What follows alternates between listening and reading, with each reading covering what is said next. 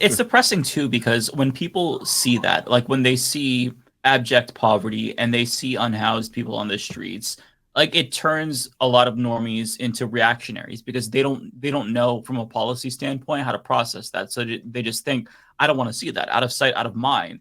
And that's what I think leads to these types of tough on crime, like support for criminalization of homelessness rather than like addressing the root causes, and it's frustrating because this is one of those really complicated issues where politically the left, like it's hard to sell that. Like how do you sell, the like a housing first policy in a system where we're so brainwashed from capitalism that people can't even conceive of the decommodification of housing, let alone other industries that need to be decommodified, like healthcare and whatnot. So it's an uphill battle, and it's getting worse as we're rolling the ball up the hill. So it makes me feel really hopeless because like it's just getting worse, and people are getting seemingly more reactionary over time and becoming less compassionate and empathetic. So that's why I think that like folks like you, Carr, are especially necessary, because I feel like people just aren't empathetic anymore, especially in politics.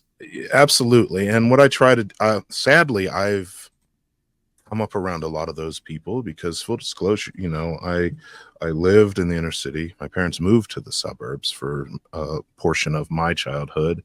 I live back in the city now. And so I've seen both sides of it, right? I went to a high school where, the first video I made on my channel was it was in 2020, and it was about a series of riots that took place 19 years ago in my city, also related to police brutality. And I remembered, the other day thinking about that first video, and I'm like, man, I remember I was in high school in the suburbs, and while that was going on, I had a shop teacher saying, well, if people just did what the cops said, none of this would happen. I'm like, huh. Yeah, that's good to hear in junior high. So yeah, I've seen it. And what I have found is that I acknowledge there's going to be a cultural wall that people have put up. They have been raised on the meritocracy myth. So I try to push past that a little bit and look at what it is that's making them have that gut response to move away from good reforms, and tell them and explain to them that what I want to do, the world I want to see, would actually improve those things.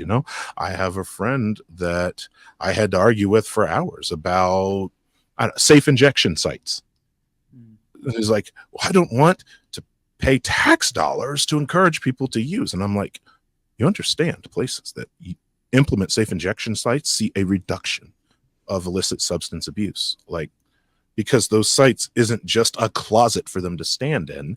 It's a building with resources and people who are in the throes of substance addiction. Yes. And nurses, so they don't fucking die.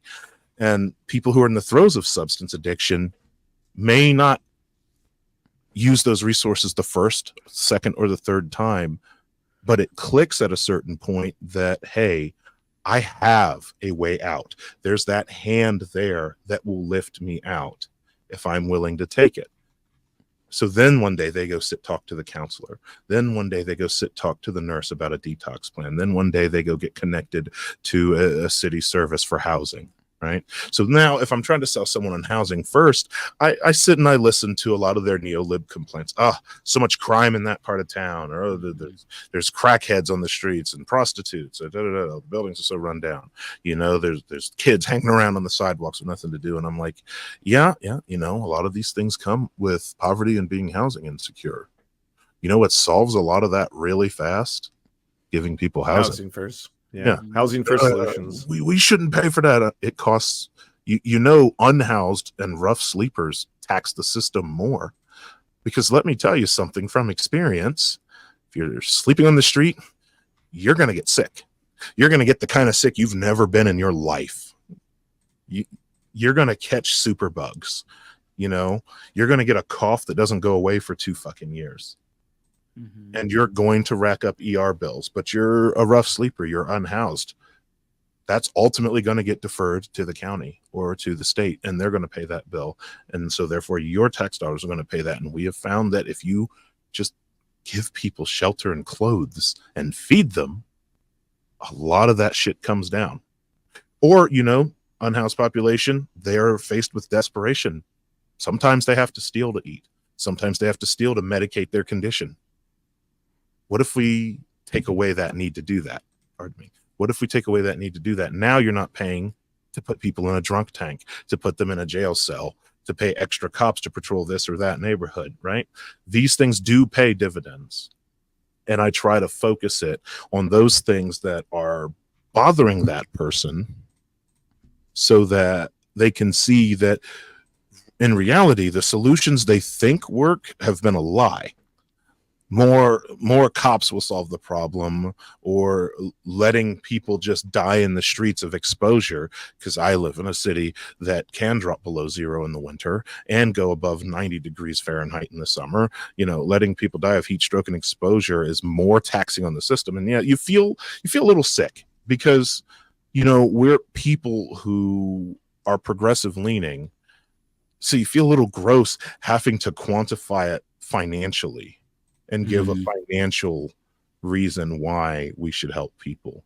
But some people, that's the convincing they need.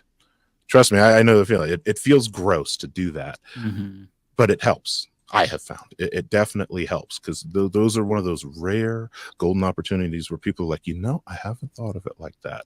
That doesn't happen very often. In the data.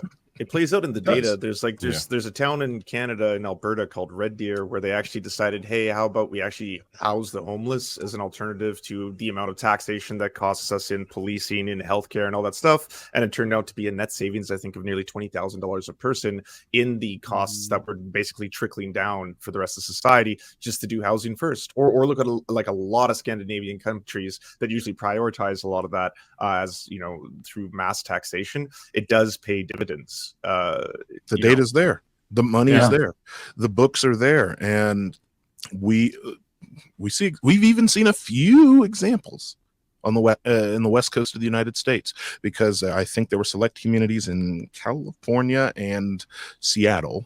I think it was in Los Angeles and Seattle, which is in Washington State, that did trial UBI. Do you know what the recipients did? They got jobs. They took the money, bettered their lives, and then within the next year, they went back to work.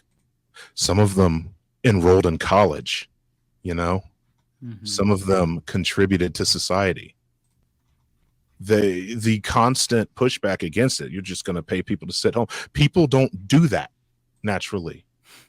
As a whole, having been there in that position, not receiving UBI, but having been in the position where I've had time to just sit around and do nothing because my job was shit, and when the lockdown started, my unemployment was higher than my salary, you'll run out of nothing to do. And you start thinking about what you actually want from this life. Maybe you always wanted to be a cook. Maybe you wanted to be a writer and you want some education in that. Maybe you wanted to start a YouTube channel. So the data is there, like Lance said. And if you can get them, the hardest part is pushing them past that mental block that the culture of meritocracy has put up here. If you can just get them to drop that for a second, tell them to just humor you for a moment, then you might be able to get them to see some of the other side of that. In my experience, that shit is such bullshit too. Like, I hate the right wing. Like, you see a homeless person and you're like, that's the life they chose. They chose to be an addict. They chose to live on the streets. I was like, have you never actually encountered an actual addict in your life? Like, every single family member I have ever known who's fallen to addiction, they don't want that. They don't want to be stealing from their fucking parents or their brother or their sister. They don't want to be living on the street. They don't want to be hated by every fucking person that once loved them in their lives. No one chooses that. Right, like it's like at that point it's taken over. The addiction rewrites your brain chemistry, every part of you. Exactly. That's the only priority you have in life. Like, some people wake up, what do I got to accomplish? What do I got to do? I got to work at my job. And then for the addict, it's I got to get that next hit. That's it. It's brutal. I have family members who I used to go to Narcotics Anonymous with, and I think that in the world of like restaurants, everybody says, oh, everybody should work a server job to understand what it's like to be a tipped employee. Everyone should at some point talk to someone who's recovered from an addiction to an illicit substance, because you come to realize that it literally rewrites the code in your mind. It restructures the chemistry of your body to position that substance as a constant, as a necessity, physically. Like, you come down from heroin, you become physically ill.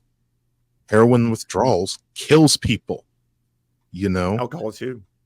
Right. Alcohol, people who struggle with alcohol wake up and can't function because they're shaking too hard. You know, I've seen that firsthand. They know that that bottle is their cure to shaking and allowing them to at least be somewhat of a normal human being. So they have to face that down every day, or wake up and be in agony the entire time it's getting out of their system. Same with heroin, same with methamphetamines, opioids, like pills are atrocious for that. You will get migraines. You will have the worst fucking nightmares of your life. You will be irritable and depressed in ways you've never even thought possible. Interestingly enough, there's a hypersensitivity period coming down from heroin. So it's like, if you own male genitalia, it becomes hypersensitive in a very painful way. That's just a weird side effect that I've heard about from a number of people. Yeah, these are horrible, horrible things.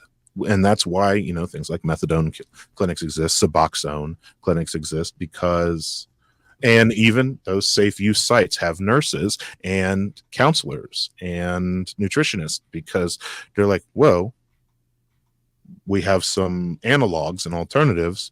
We need to make sure you live through this, because that shit can kill you.